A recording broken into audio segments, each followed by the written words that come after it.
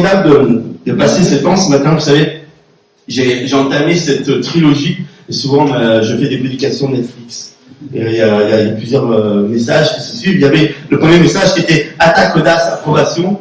Le deuxième message qui était si je tombe, je me relève. Et aujourd'hui, c'est et si je perds, je pars avec plus.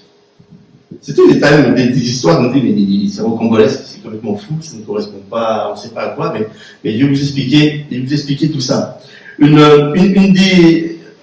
des choses qui est importante dans notre vie, il y a des points et des mots qui sont importants, il y a des titres qui sont importants des fois, et des simples petites phrases qui projettent quelque chose dans nos vies. Et en introduction, je vous dirais, il ne faut pas confondre succès et résultat.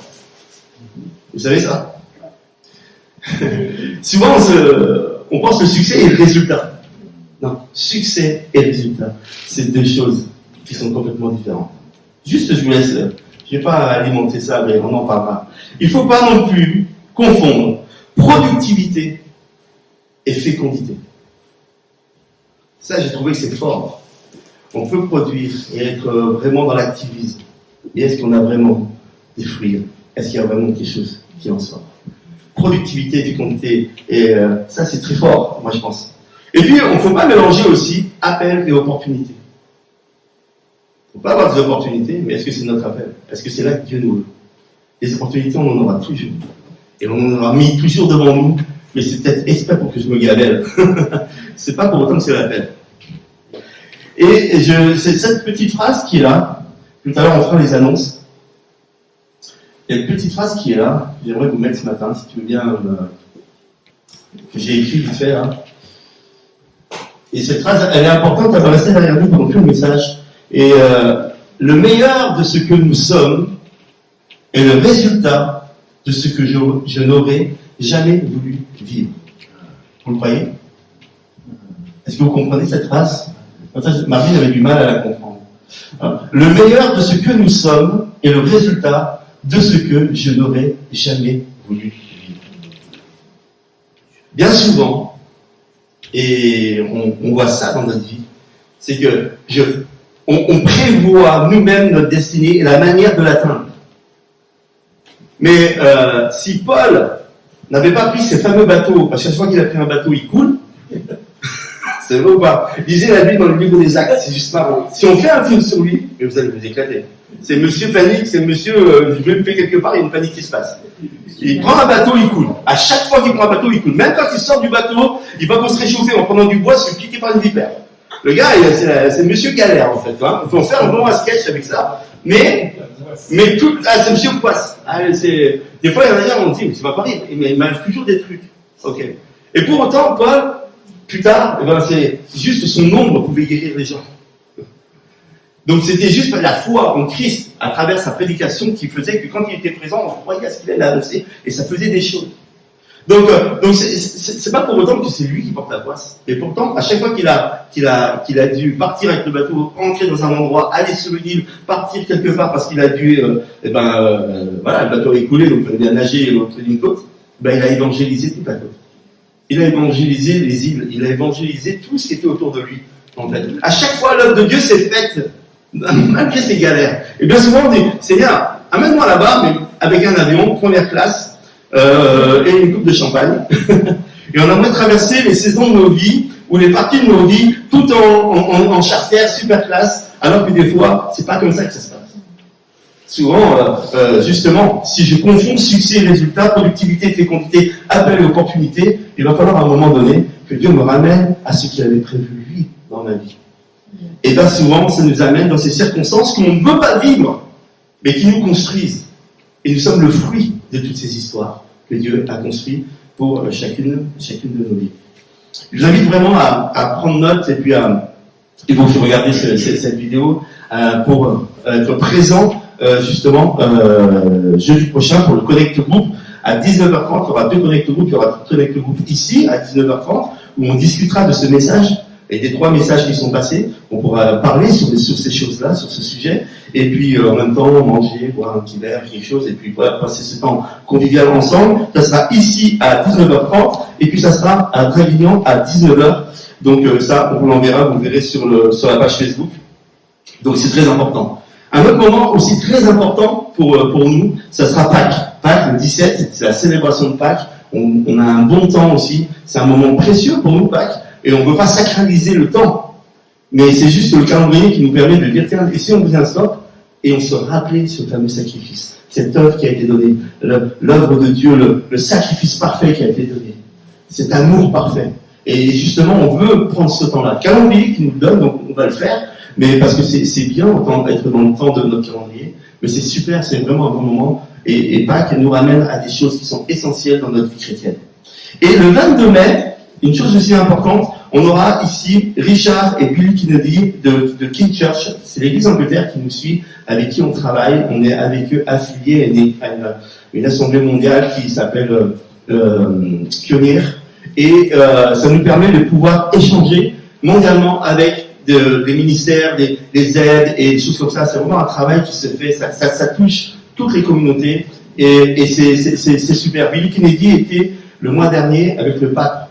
Il est en photo avec le pape, là, on est en train de discuter et tout. Et c'est quelqu'un qui est très connu dans le monde de la chrétienté et en étant évangélique. Et ce qui fait fort, c'est que il rassemble, il a invité parce que son propos est inspirant. Et donc même le clergé, tout ça, on va l'inviter pour l'écouter, pour parler avec lui.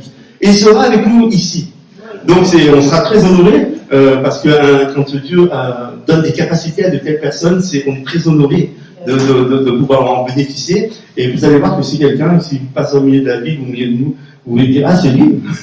Mais les gens, Dieu prend les choses faibles du monde pour confondre les forts, vous savez. Les gens, ils sont simplement simples et c'est Dieu à travers eux qui fait les choses fortes. Donc, n'oubliez pas ces moments-là, on vous les rappellera de toute façon. C'est des moments qui sont très, très, très, très importants. Alors, juste, je vais vous raconter cette histoire qui est fabuleuse que nous avons partagée ce matin et qui va nous prendre à peu près 3h30 de temps, à peu près. Et ça va être très simple. Je vais vous lire cette histoire qui est vraiment folle, en tout cas, et vous allez voir. C'est l'histoire de David, c'est dans 1 Samuel 30, et on va voir juste ce qui s'est passé. 1 Samuel 30. Lorsque le troisième jour, David arriva à Sigal avec ses hommes. Les Amalécites avaient fait irruption dans le Néguev. Et ils avaient frappé Sigal et ils avaient incendié toute la ville. Ils avaient capturé les femmes et tous ceux qui s'y trouvaient, petits et grands. Ils n'avaient mis personne à mort, mais ils les avaient emmenés et ils s'étaient remis en route. On va s'arrêter là. Pour pas tout dire comme ça, je vais plutôt vous faire différemment le message. David est dans un moment spécifique dans sa vie où il est un héros, où il est super connu, où on peut faire appel à son armée pour aller combattre. Et on va faire appel à lui pour aller combattre à un endroit. Mais alors qu'il part, il laisse sa ville, là où il y a toute sa famille, ses enfants, sa femme, ses femmes, parce qu'il y en a 2 là, et il laisse tout sur place, mais il ne laisse aucun garde.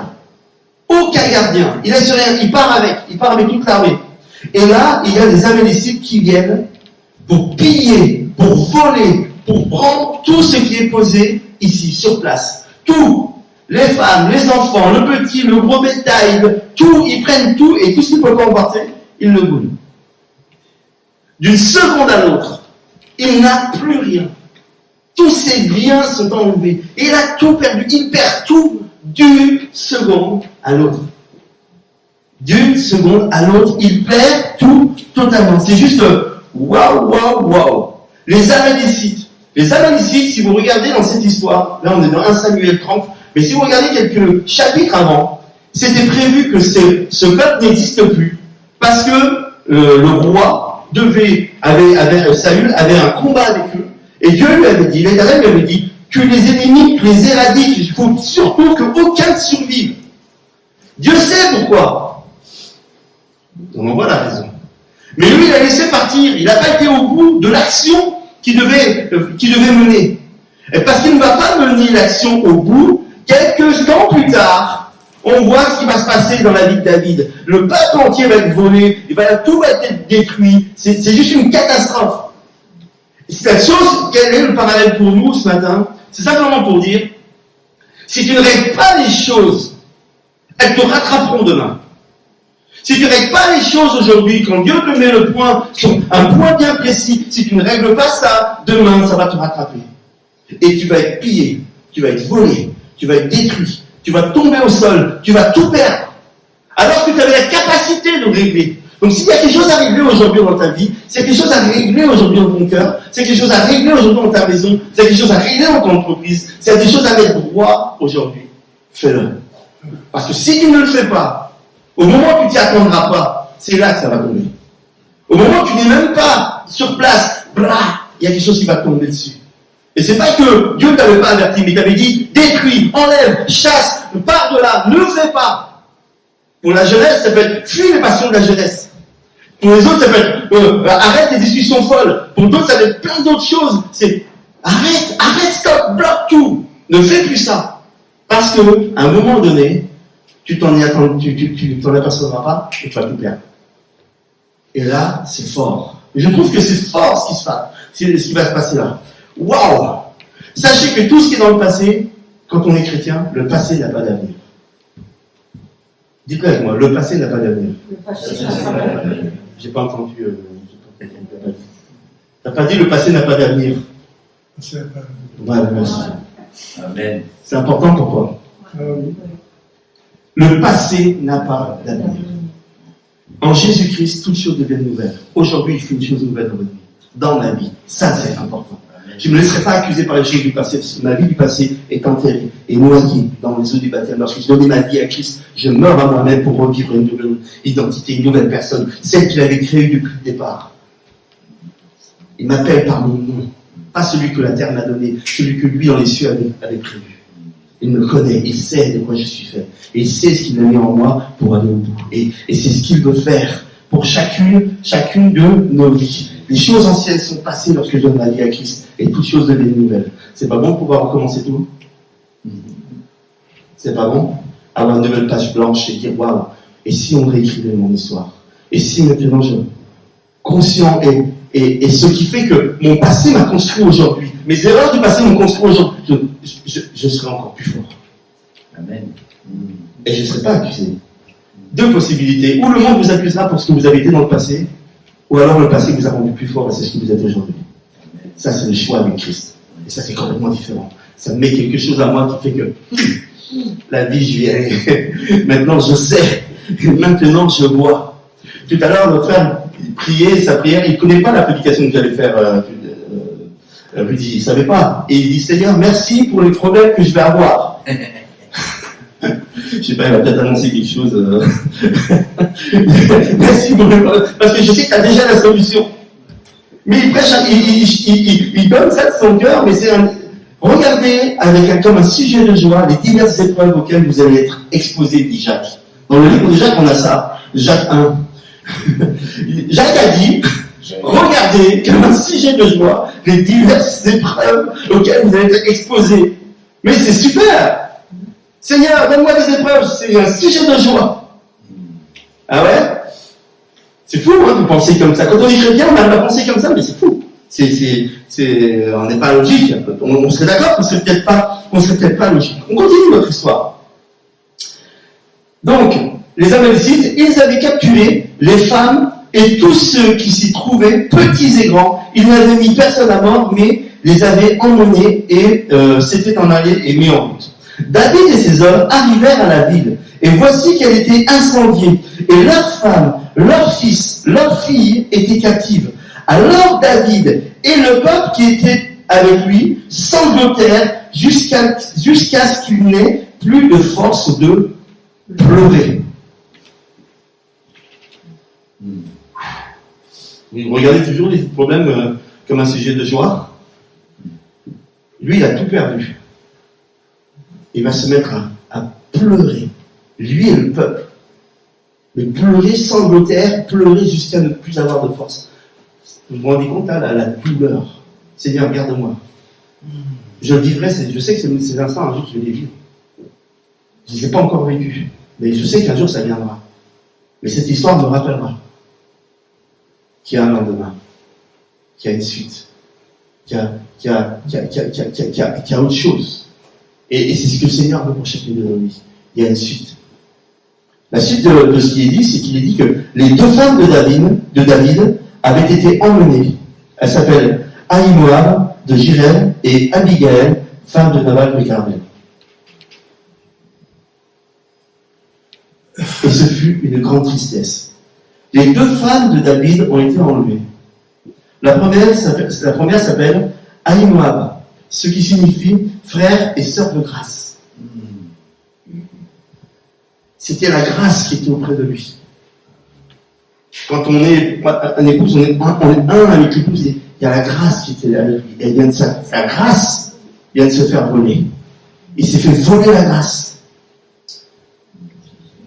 Sa deuxième femme s'appelle Abigail. Abigail, c'est ma joie est en Dieu. Il s'est fait voler sa joie qui était en Dieu. Regardez comme un sujet de joie et diverses épreuves. La Bible nous dit, là, la grâce et la joie lui a été enlevée. Et ça a été volé. Vous imaginez?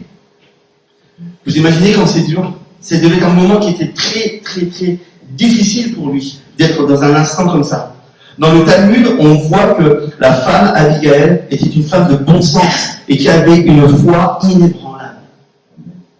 Sa joie était... Donc il avait perdu le bon sens et il avait perdu la foi.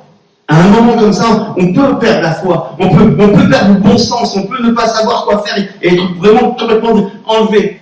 Dans le Talmud, qui est écrit bien après, bien avant la Bible et toutes ces choses-là qui sont dans les lois hébraïques, et elle est décrite, cette femme, comme la 4e femme au monde supérieure en beauté. Parce que la première, c'est Nadine. Ça, c'est Et elle était le 4e, c'est pas mal. Mais 4e femme au monde supérieure en beauté. Et quand on signifie ça, c'est vraiment quelque chose de très fort, en fait, vous voyez. Ils sont pas là, ils faisaient pas une élection de Miss France, là, c'était pas le but dans ce moment, dans ces temps-là. Mais c'est quelque chose qui parle, en tout cas. Il avait perdu toutes ces choses-là. Et on voit qu'ils sont là, en train de pleurer. Donc il y a un temps pour tout. Il y a un temps pour se réjouir, et il y a un temps pour pleurer. Oui ou non? C'est vrai. Il y a un temps pour tout. Et si je dois pleurer, pleure. Pleure jusqu'à ce qu'il n'y ait plus de larmes, pleure jusqu'à ce qu'il n'y ait plus de force. Mais vas-y au fond, mais lâche tout. Mais ne retiens rien. Parce que bien souvent, on veut retenir, on veut juste être au-dessus, on veut juste montrer qu'on peut gérer. Gère pas, vide-toi. Tout ce que tu vas garder va te rattraper dans le futur. Purge. Ouvre un robinet et laisse. Mais attendez, c'est pas fini. David et ses hommes, donc les deux femmes, elles sont là, voilà. David fut dans une grande détresse, car le peuple parlait de le lapider, parce que tous avaient de l'amertume dans l'âme, chacun à cause des fils et des filles qu'ils avaient perdus. Vous imaginez? Non seulement lui, il a tout perdu, mais ceux qui sont autour de lui, ils lui en veulent. En plus, il ne peut se tourner vers personne d'autre. Et c'est pas que les gens vont se détourner de vous lorsque vous serez dans le malheur. La preuve, c'est que c'est pas systématiquement vrai. Mais quoi qu'il en soit, c'est que je ne peux pas m'appuyer sur les autres quand je suis dans le malheur. La seule chose où je peux m'appuyer sur une valeur sûre, qui ne sont pas atteintes par ce monde, c'est l'Éternel. Et le texte nous dit, dans la suite, mais David se fortifia en l'Éternel, son Dieu.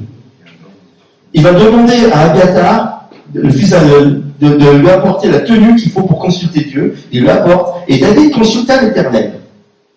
Et David consulta l'Éternel. Il se fortifie en Dieu et il va consulter l'Éternel. Et vous savez, il n'y a pas une phrase mise pour rien dans l'histoire. C'est pas pour rien que c'est marqué ça. Pourquoi? Parce que alors qu'il est parti en croisade, alors qu'il est parti en guerre, est-ce qu'il avait consulté l'Éternel? Non. Et si on regarde les textes qui sont juste avant, non. Parce qu'il a confondu succès et résultat, productivité et fécondité, à peine et opportunité. Faut pas confondre les choses. Faut pas confondre les choses. Et c'est ce qu'il avait fait. Lui, il a servi son ego. On voit quelques versets avant, quand pourtant c'est les Philistins. Vous savez que David il était reconnu parce qu'il a tué le Philistin Goliath. Il est toujours en guerre avec eux. Ils ont toujours été en guerre avec le peuple d'Israël. Mais là, il va faire une alliance avec eux. Et il va combattre avec eux. Et c'est en partant en croisade avec eux, avec les princes des Philistins, qu'il va se faire piller son pays.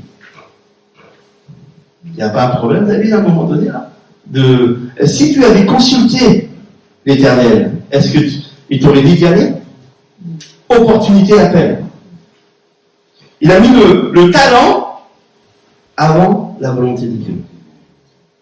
Vous voyez? Ça, c'est complètement fou. On voit juste avant, il y a les princes, ils viennent lui parler, ils disent, pour le faire venir à combattre, ils disent, n'est-ce pas ce David pour qui on entonnait des chants et des danses en disant, Saül a frappé 1000, mais David a frappé 10 000. L'Éternel est vivant, tu es un homme droit, et j'aime te voir sortir et rentrer avec toute ton armée. Car je n'ai trouvé en toi aucun mal. Tu es devenu auprès de moi jusqu'à... Tu resplendis. Les princes, ils viennent, ils l'encensent, ils le donnent. On parle de comment il est, on parle de qui il est, on parle de ses directions, on parle de ses gloires, on parle de son autorité, on parle de waouh, viens combattre avec nous. Ouais, j'arrive, pas de problème. Vous savez, quand on va se planter systématiquement, quand on va se planter sur le succès, résultat, productivité, fécondité, appel, opportunité, à chaque fois que vous vous plantez dans cette ferme-là, c'est qu'on va tout le temps flatter votre orgueil. Maître renard, ouais. Maître corbeau, vraiment. Ouais. Le corbeau de renard. La Fontaine, je pense qu'il a puisé ça là-dedans. Tenez dans son bec un fromage. Tout flatteur vit aux dépens de celui qui l'écoute. Cette leçon vaut bien tout un pays, sans doute. Toute ta famille, sans doute. Tout ton travail, sans doute. Toute ta pureté, sans doute. Tout ton cœur, sans doute. Tout ton corps, sans doute. Et c'est ce qui se passe là. Cette opportunité qui est complètement folle. Et lui, il n'a pas écouté l'Éternel. Là, il a écouté ce qu'on lui disait. Ouais, bien, oui, je viens. On va prendre ce que vous savez faire et on va vous emmener ailleurs. Et finalement, vous aurez l'opportunité de le faire. Et ça ne sera pas votre appel. À un moment donné, vous allez tout perdre. Vous allez tout perdre. On va tout perdre. Donc là, ce qu'il faut faire, c'est mais David se fortifier à l'Éternel, son Dieu. Et puis il va consulter l'Éternel. Et cette fois-ci, il va demander, si je pars en croisade, si je les combats, est-ce que je vais les gagner? Et l'Éternel lui dit, poursuis, car sûrement tu les rattraperas et tu vas les délivrer.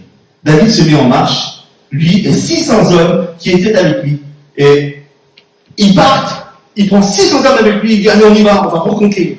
On va rattraper, on va chercher ce qu'on nous a volé, on va récupérer tout le butin. On part. D'abord, il ne sait pas si on va récupérer le butin, parce que c'est après qu'il apprend seulement qu'ils étaient tous vivants. Mais au départ, il croit que tout le monde est mort. Hein. Il ne sait pas. Hein. Quoique non, peut-être qu'il savait qu'ils n'étaient pas morts parce qu'il ne les a pas vus les morts. S'il ne les a pas vus morts sur place, c'est qu'il... Je pense que non. C'est moi qui fais une mauvaise interprétation. Je pense que, voilà. En tout cas, il ne sait pas ce qu'ils sont devenus. Ils ont peut-être été vendus comme esclaves, c'est pas... Et ça, c'est possible. Je sais pas.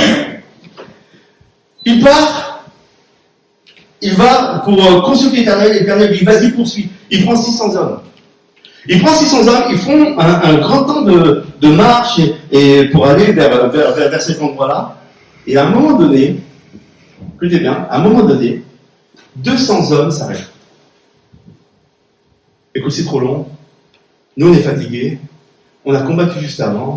On t'a suivi. On a tout perdu. Là, tu nous as bien motivés. Tu nous as bien mis un coup d'hélium. On a tous monté un peu, mais là, heureusement, écoute, vas-y. Fais ce que tu as à faire, nous, on reste là. Il a été lâché par son armée. 200 hommes s'arrêtent et ne veulent pas suivre. Et lui dit quoi? Je vais partir qu'avec 400. Et il part qu'avec 400. Et il laisse ces 200 hommes qui le lâchent. Ça vous est jamais arrivé, ça? On est là! On va t'aider! Ne t'inquiète pas! Viens! On sera ton soutien! Mais oui, je vais t'aider! Mais t'inquiète pas, tu m'appelles, je réponds. T'inquiète, si, ça. C'est où ou pas? Et là, qu'est-ce qu'on prend dans la tête? Mais t'étais où, en fait? Quand tu m'as dit que je serais là? T'étais où? Vous connaissez cette rancœur qui est là, qui est je suis là, il m'appelle, je réponds plus. Celui-là, il m'avait dit tant de promesses et rien.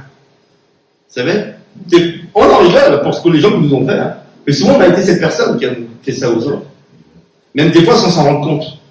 Juste parce qu'on est préoccupé par autre chose, et puis du coup, on pense même plus aux promesses que nous-mêmes nous avons données.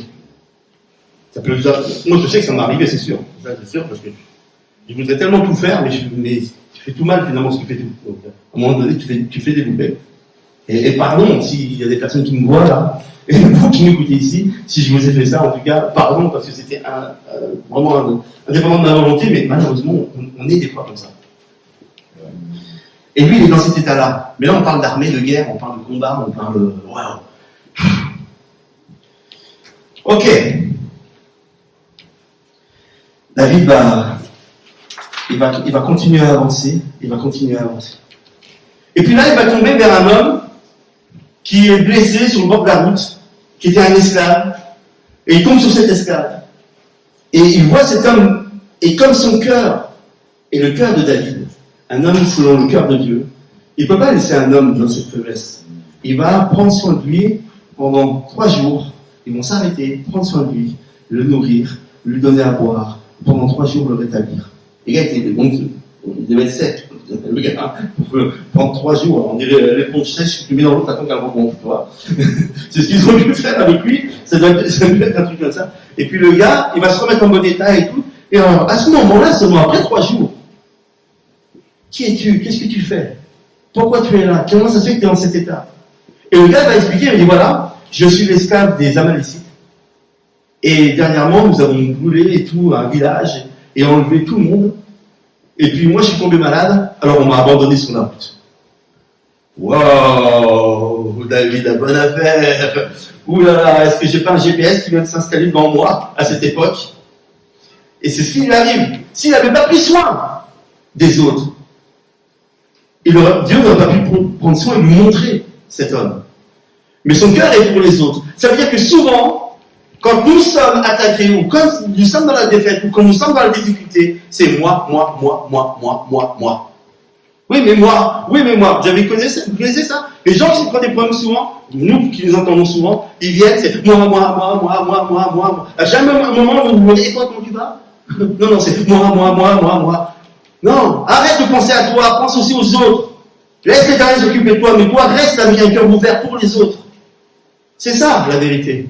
C'est pas tout le temps moi, et moi je veux, et moi j'aime, et moi ci, moi ça, et mon mari, ma femme, et mes enfants, et ci, et ça, et puis mon boulot, et puis... Oh, à un moment tu t'intéresses à moi, là. Je veux bien t'écouter, mais moi aussi, c'est un partage. Et le cœur n'est plus tourné vers les autres. Et là, on voit que son cœur à David, non, n'est pas comme ça. Vous voyez? C'est quelque chose de différent. Il y a quelque chose de bon, là. Il va partager avec. Il partage. Donc, du coup, à ce moment-là, le résultat est déjà entre ses mains. Le résultat est déjà entre ses mains. Je vous raconte cette histoire parce que le président des églises de réveil, où j'étais cette semaine, parce qu'on était en convention, et j'étais sur Lyon, et le président nous raconte, parce qu'ils ont un dispensaire orphelinat et tout ça au Tchad, que ses parents ont créé, tout ça, puis lui il s'en occupe, et puis voilà. Et puis dernièrement, il devait aller au Tchad, parce qu'il y a un conteneur qui était bloqué depuis 2 ans à cause du Covid, et à cause de tout ça, ça a été compliqué, il y a un gros conteneur qui devait partir au Tchad, et il n'y a rien qui est parti. Le conteneur, donc, il devait aller là-bas pour essayer de le faire sortir des cadres douanières et des choses comme ça, c'était très compliqué, et lui, il est là, et ça s'est passé dernièrement, et il est là, et il est dans le métro à Paris, et puis c'est très compliqué, parce qu'il dit, je peux même pas aller au consulat du Tchad, parce que comment faire? Il n'arrive pas à les atteindre, il repousse des rendez-vous et tout. Et puis, il est dans le métro, ils sont tous collés, je ne vous explique pas comment, là, comme des sardines, et puis il y a le gars qui est collé à lui, et puis il se dit, bon bah, il faut que je connecte avec quelqu'un, je vais parler. C'est quelqu'un qui a un cœur pour les autres. Ce gars, c'est un pasteur c'est vraiment un homme extraordinaire, Daniel Thévenet, c'est vraiment un gars extraordinaire, et il est là, et puis il y a un homme de couleur à côté de lui, et comme lui connaît bien ce pays d'Afrique, parce qu'il était missionnaire avec, bonjour, mais vous êtes de quelle origine, vous? Et le gars, il dit, du Tchad. Ah, il dit, bah c'est bon. Lui, il est naturel, il dit, ah ouais, du Tchad? Je connais, ça tombe bien, c'est une terre que je connais bien, mes parents ont fait ci et ça et tout. Et puis je voulais y aller, et puis je peux pas, il commence à parler et tout. L'autre, il dit, mais c'est quoi votre nom? Alors, le pasteur, il dit, mais pourquoi vous voulez savoir mon nom? Il dit, parce que c'est moi je travaille à l'ambassade, et c'est moi qui fais les visas. Vous imaginez le truc? Vous imaginez, c'est pas fou? C'est sérieux. Moi, je dis, c'est ouf, hein, c'est complètement. Waouh! Mais parce que son cœur était pour les autres, même dans sa difficulté, même dans sa crainte, même dans son tourment, même dans ce qui préoccupait, non, il y a les autres aussi. Et à un moment donné, Dieu lui donne une carte. Et il lui donne un GPS pour dire comment atteindre l'objectif. Et c'est ce qui se passe exprès pour David. David, il a cet homme qui est là, qui est blessé, il le prend, il le nourrit, il lui donne tout ce qu'il faut, et puis d'un coup, qu'est-ce qui va se passer? Qu'est-ce qui va se passer? L'homme va dire, ok, maintenant je suis établi et tout. Oui, je vais te dire où. Mais par contre, si je te montre où ils sont, tu ne me redonnes pas mon maître. David lui dit, non, non, je te libère. Aucun problème. Et David va tenir sa promesse, va le libérer, mais lui, il va les amener exactement où se trouvent ces gens. Et David va aller avec les 400, les prendre à revers, et pendant 1 jour et demi, les fracasser et récupérer tout le butin. Il va récupérer tout ce qui a été volé. Femmes, enfants, petits, gros bétail, plus tout le reste, du reste qu'il s'avait déjà volé et accumulé. Il a récupéré plus et plus encore que tout ce qu'il avait perdu. Wow. Il va retrouver son épouse, ses épouses, il va retrouver la grâce, il va retrouver la joie en Dieu, il va retrouver tout ce qui est là. Il va retrouver ce qu'il avait perdu. Il va retrouver tout. Et les 400 qui sont là avec lui, ils sont là, waouh, c'est extraordinaire et tout.